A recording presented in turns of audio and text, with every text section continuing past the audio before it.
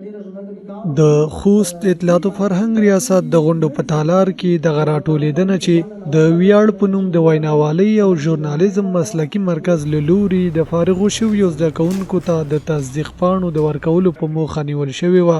ویناوالو په خپلو خبرو کې جرأت او ښه وینا ډېره اړینه وبلله او ترڅنګ یې د وینا په ارزښت او د دې لړۍ په لا پراخولو ټینګار وکړ. ښه وینا کولی شي چې د یو انسان یا د یوې ډلې یا د یو ملک حتی د نورو ملکونو سره یا د نورو ډلو سره د اړیکو په پاللو کې ډېرې مثمرې او مثبتې ثابتې شي. ښه وینا هغه ده چې کلام یې لنډ وي او مفهوم یې پراخ وي.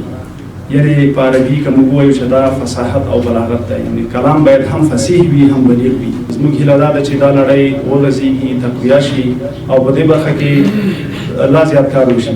موږ دلته دوی ته عملي درس ورکوو. عملي چې کوم شی ښه زده کېږي دومره نظري نه زده کېږي. نو علت هم دا دی چې موږ 2 میاشتې کې دلته ډېر څه ور زده کولی شو. د 40 نفره مو ټولنې ته د خدمت په توګه وړاندې کړل. تاسو باید نور زده کوونکي، نور خلک او نور ملګري وهڅوئ تر څو وینا تعقیب وینا زده کړي. او بله دا چې دا ستاسو یو بل دروند مسؤلیت درباره شو، هغه دا چې له دې وروسته تاسو باید همدغه وینا څومره چې زده کړي دي هغه باید نورو ته ورسوئ.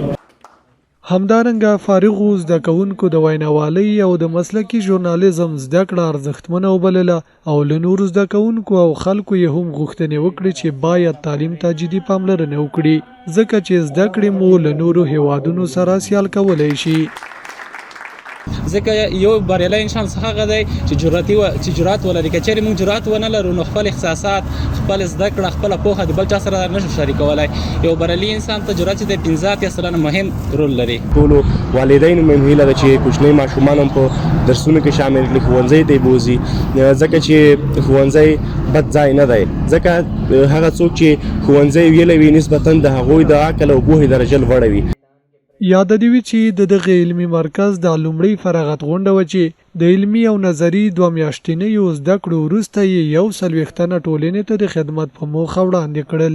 همدارنګه په خوست کې د نورو ښوونیزو مرکزونو ترڅنګ چې په بېلابېلو برخو کې فعالیت کوي، د ویناوالۍ په برخه کې هم ځینې ښوونیز مرکزونه فعالیت کوي، ولې خلک د ډېرېدو غوښتنې هم کوي.